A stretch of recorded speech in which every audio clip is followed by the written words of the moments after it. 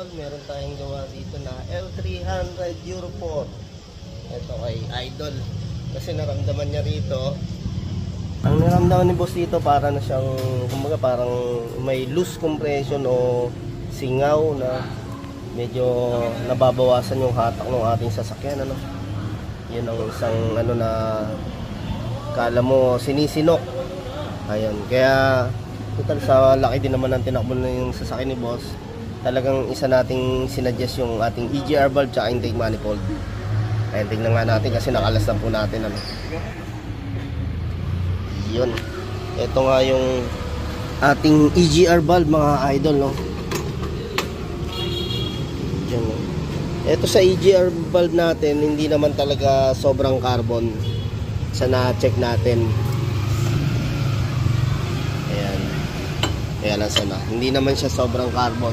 Ang nakita natin talaga makapalang dumi yung ating intake manifold tsaka combustion chamber. Ito sa combustion chamber yung tawagin yan. Diyan pina-process yung ating fuel. Sobrang kapal, mga paps.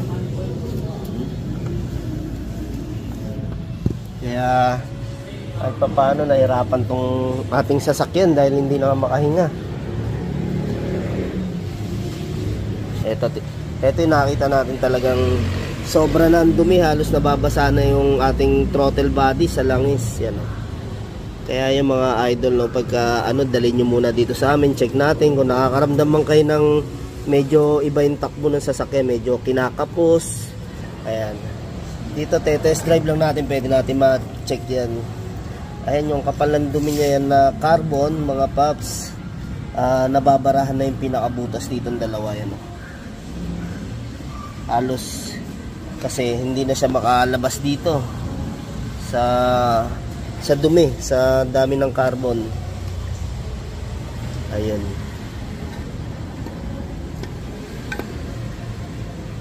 Yan, mga idol, kaya isa sa lagi nating talagang hini-heavy PMs dito yung ating EGR valve tsaka intake manifold, throttle body. Tas yung turbo din po natin, no, isa rin yan sa nagkakaproblema tayo pag talagang tumakbo ka na ng 60k mileage pataas. Ay. Mga idol, kitang kita natin yung kapal.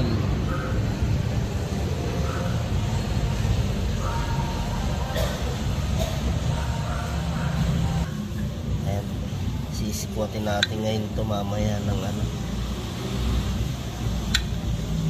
kung gaano kakapal yung carbon na makukuha natin, no? Idol. Kaya pagka ang sasakyan natin is tumakbo ng 60k mileage, 50, ayan, palinisan na po natin yan, EGR valve na yan, kasi talagang minsan nadadamage pa yung ating EGR valve dyan. Nagkakaroon ng fault, ano. Kaya yun, mga idol, kaya pag naramdaman nyo na medyo pigil na yung hatak ng sasakyan natin, pati ating transmission dyan madadamay sa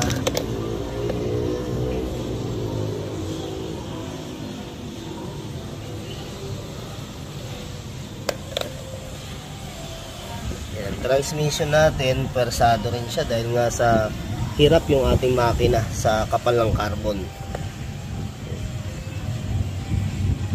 Kaya mga paps, pag may problema kayo sa sasakyan, nararamdaman nyo yung medyo humihina yung hatak ng sasakyan natin, lumalakas tayo sa diesel, tapos may nararamdaman tayo na kakaiba, ito sa ating AE Car Care Services, Taytay Rizal, o kaya Colocoy Garage. Yan, check upin muna natin yan, test drive natin, tingnan natin kung ano talaga pinanggagalingan po, no, bago natin gagawin yung sasakyan, para at least yung malalaman nating problema sa kanya is saktong-sakto po, ano.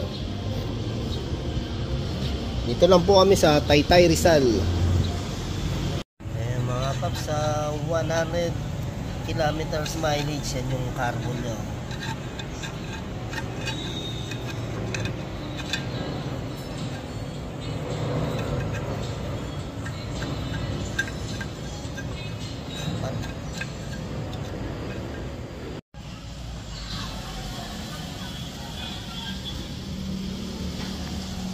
Okay, sige.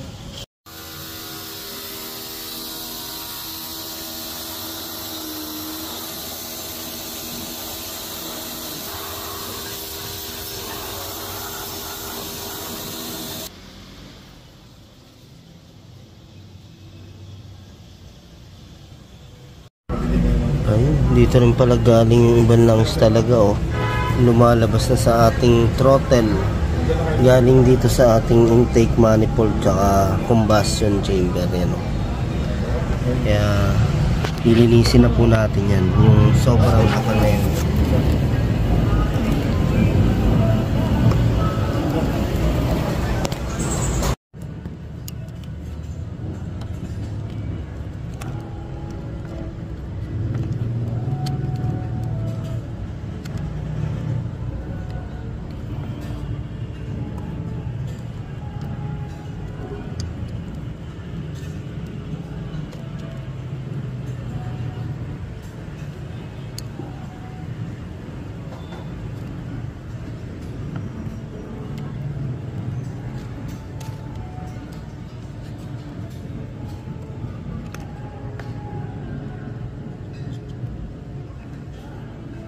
Yun, yung makakapal na carbon, mga idol.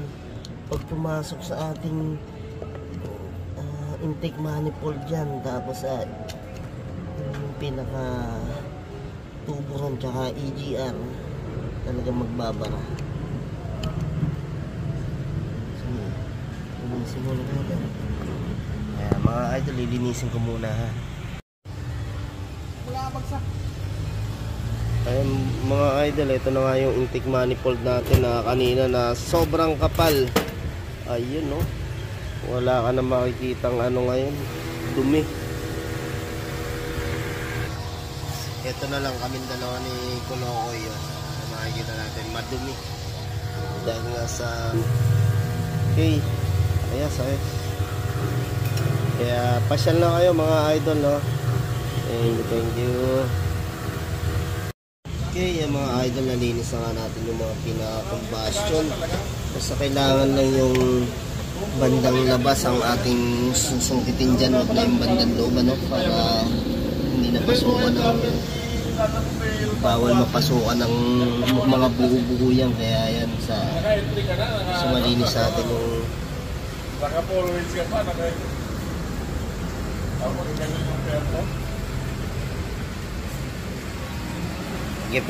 natin kalimutan yung gasket.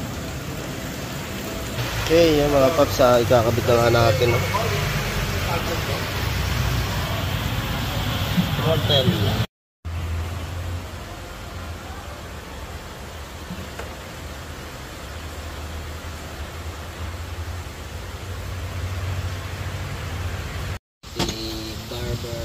Barbero.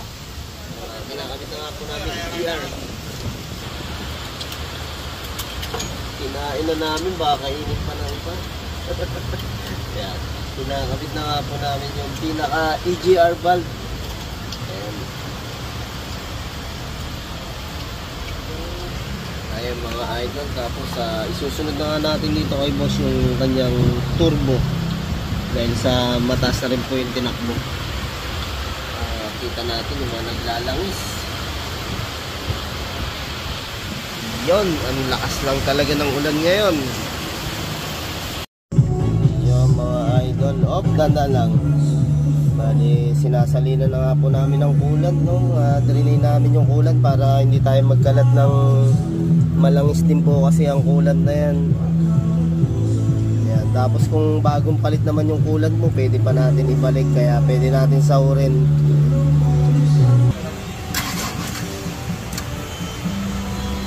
Mga idol, nakakabit na nga namin lahat, no? Tapos i-start na namin. Yan, tama natin si Idol. Ayun, ayos na mga idol. Talagang pimino na yung takbo ng sasakyan ni boss. Ha? Yun na rin, isa rin. Oo. Kasi sa kids yun ang ano. Yung mga idol, natapos na nga namin yung EGR cleaning ng L300 Euro 4 ni boss Romel. Romel. Boss Romel, yan, oh.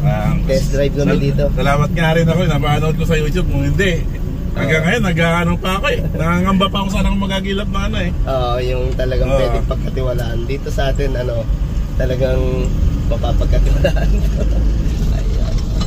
Iba talaga yung hatak, iba talaga pag malinis. Oo, talagang nakakahinga ng maluwag. Nakakahinga ng maluwag, wala nga ano. Kaya yan na... Saka yung ugong niya, pag Saka pumipigat, pagpiga ko kasi nung nakaraan, umuugong. Kasi dito parang wala timing. Ayun. Iba na rin talaga pag ano. Oo. Iba na yung tama yung na ano eh. Ang kapal ba naman talaga? Ang tama